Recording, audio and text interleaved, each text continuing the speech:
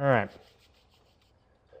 There's a second kind of bullet I'd like to create, which is called a homing bullet, where I'm just going to have a plane that flies down the screen. He fires things at me, but I can dodge out of the way. So initially they go towards me, but they don't follow me continuously, because that would be very hard to dodge. So I'm going to create a second plane. So a new sprite. Enemy2 underscore s. Oh, let's see, maybe this guy.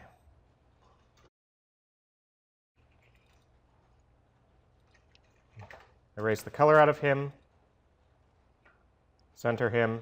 Hooray, new sprite. He's going to have some sort of projectile. I'm going to call it homing.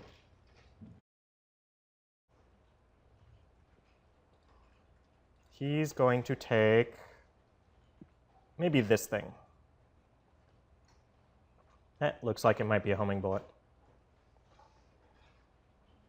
I'm going to erase a color out of that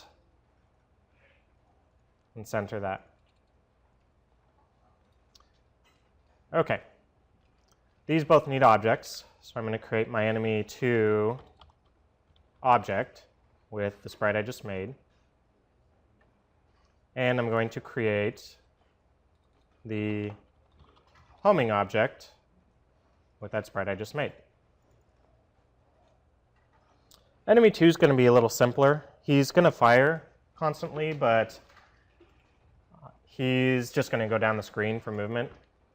So when he's first created, he's just going to move down the screen at some maybe speed of 2 or something. And he's going to do a similar trick with the alarm events that the other guy did. I'm going to set an alarm. Maybe I'll have him do every 2 seconds, so 60 steps. So that sets it the first time in the create event. When the alarm goes off, notice that I can use alarm 0 in both objects. Each object gets its own set of alarms, so I don't need to worry about using alarm 0 in 2 different objects. All right, so when alarm 0 goes off, I'm going to reset this back to 60 and then fire one of these homing bullets. I'm going to have the movement inside the homing bullet itself, so I don't need to worry about that. I just need to create it here.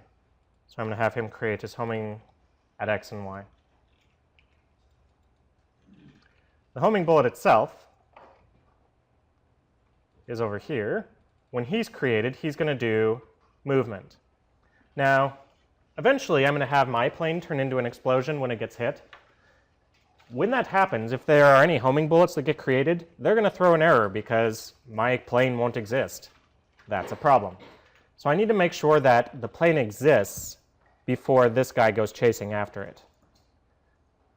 Under the Control tab, what I'm going to do is use this test instance count, the blue 1, 2, 3, and make sure my plane, there's one of them in the room.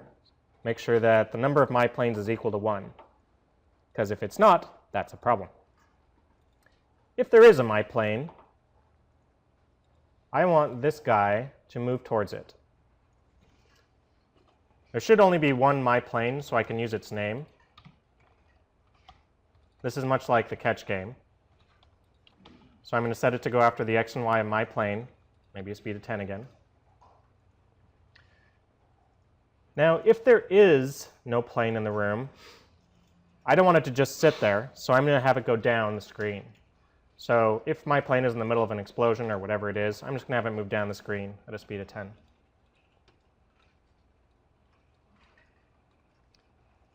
Let me throw a couple of these enemy 2s in the room.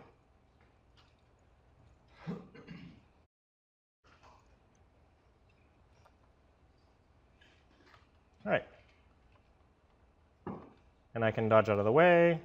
So they do move towards me initially, but not after that. Oh, they're firing at me from off screen. That's a problem. Once again, with this bullet, other, outside view, destroy, self.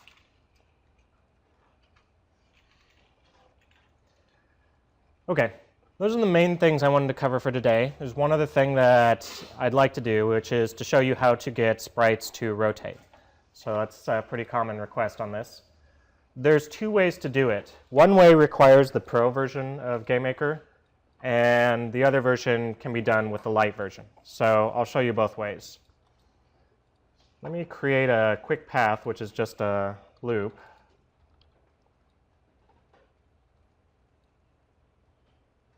So something like that.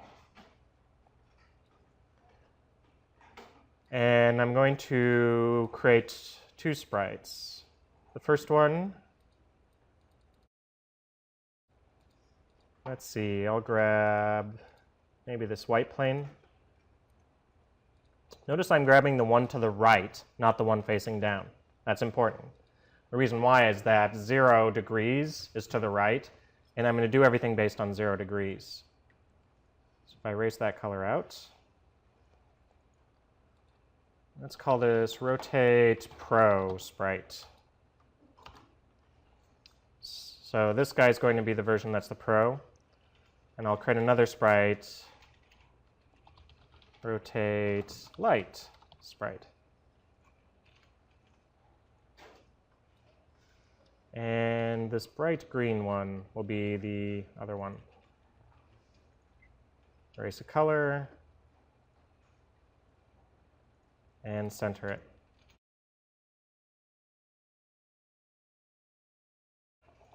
Going to create Rotate Pro Object. It has this sprite, and I'll go ahead and do this guy to start with. So the first thing this guy needs to do is he's going to follow the loop path from wherever he's at. So when he's created, I set him to follow the loop path. It'll be speed of 3. At the end, he's going to continue from here, relative. Notice that it's the create event I set paths. A lot of people put it in the step event, which will cause you problems.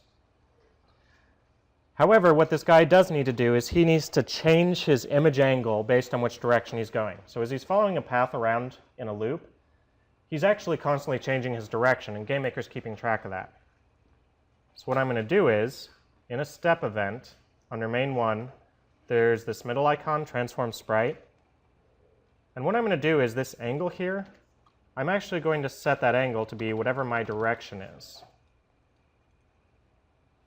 What this will do is it'll actually rotate the sprite based on whichever direction I'm going. The reason I want the sprite to the right to begin with is if I have 0 degrees, I want to rotate the sprite 0. I don't want it to rotate at all, so it'll go to the right. If he's going up, I want it to rotate 90 degrees, and my direction will be 90 if I'm going up. And so on and so forth. So if I throw that guy in the room, looks like that. Kind of cool. I believe that only works with the Pro Edition, though. If you have the Lite version, so you're working at home, there's another way to do it, which is a little bit different and not quite as smooth, but it'll work.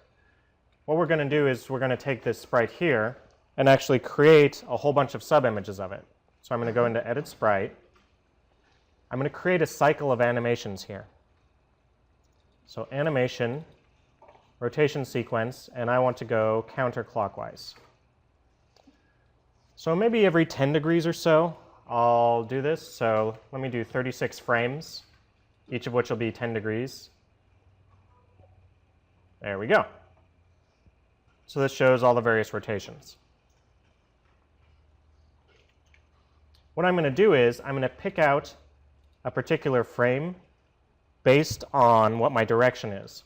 And what I'm going to do is take my direction and just divide by 10. So for example, if I'm going up, 90 divided by 10 gives me 9. Hey look, image 9 is going up. 180, which is left, divided by 10 is 18, and that's the image I've got here.